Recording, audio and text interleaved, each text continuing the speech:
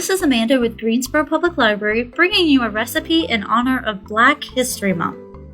Today we will be looking at an African American cookbook by Phoebe Bailey, available at Greensboro Public Library for checkout. Today's recipe is the traditional New Orleans red beans and rice.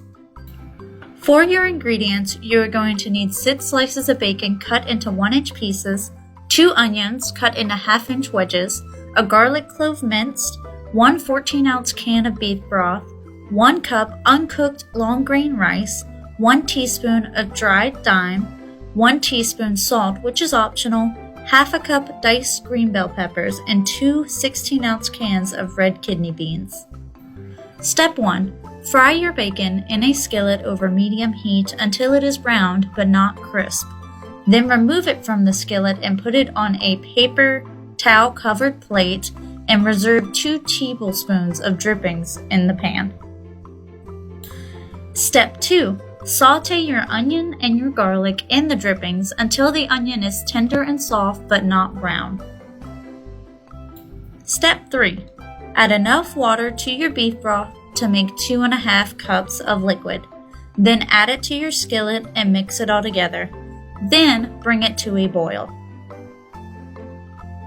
Step 4. Once your mixture is boiling, you're going to stir in your rice, thyme, salt, and bacon. Mix it together really well and then cover tightly and simmer for 15 minutes. For step 5, mix in your green bell peppers and cover and then continue cooking for 5 minutes.